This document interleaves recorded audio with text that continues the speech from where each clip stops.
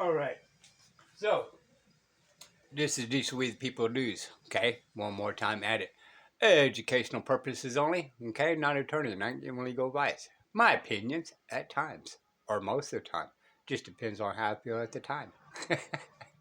Never look straight forward. Always look around you. Be able to protect yourself by any means necessary. Arm yourself with knowledge.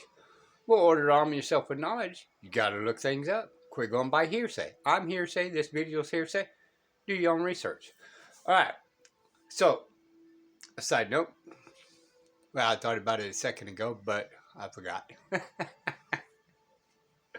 Oh, what was I going to say? Oh, my Lord. That was very important, actually. Oh, the founding fathers, there's a couple of different numbers, but one of the best ones I come up found, right, was is it better to have 100 guilty men to be set free than it is for one innocent man to be sent to prison, to be guilty, okay, to be go to prison, okay. But why do you think that was? Why was that train of thought there, or the 10, or the 5, or the 1, right? Because majority of the people operates in that center line. Very few actually go up above and commit real victims, real crimes with real intent. Okay, now you have a bunch of this accidentals, this, that, here, and there. Okay, so we can figure all that out later. But overall, the 100 there was more because it was so very few of real bad guys that today version that we actually have more alleged innocent people in prison than real criminals. Ask the drug lords. All right, they're sitting there laughing at us. Okay, I'm just saying. And really, I can't blame them. Sit and think about it. Why would they not be laughing? All right, let's go ahead and proceed forward, y'all.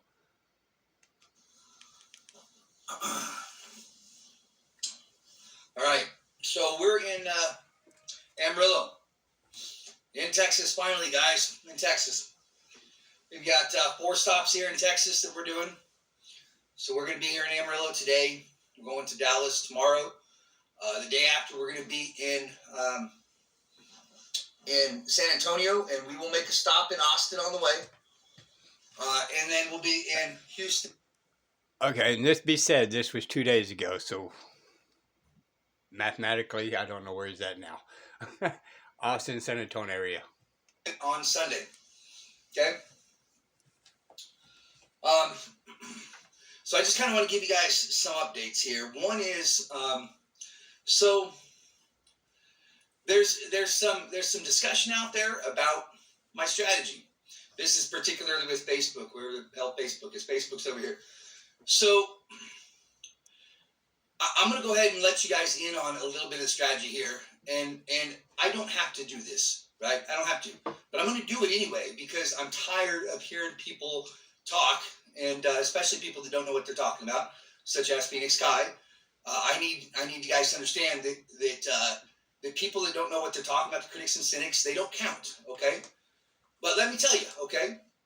It's going around that these affidavits aren't notarized, and that's a problem. It's not a problem.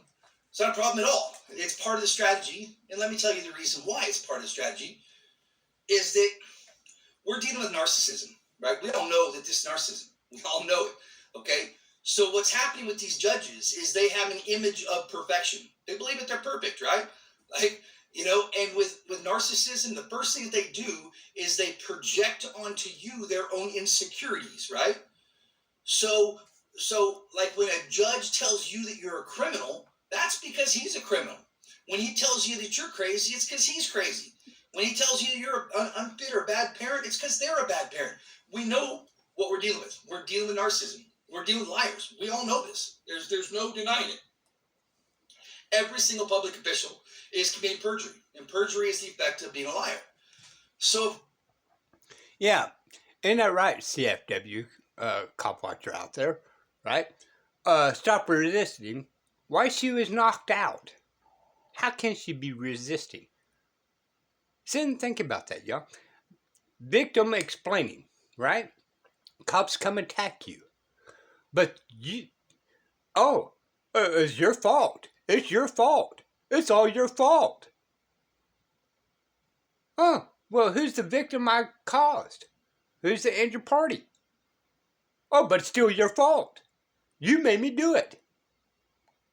we know that they're liars, then we know the way that liars are going to behave.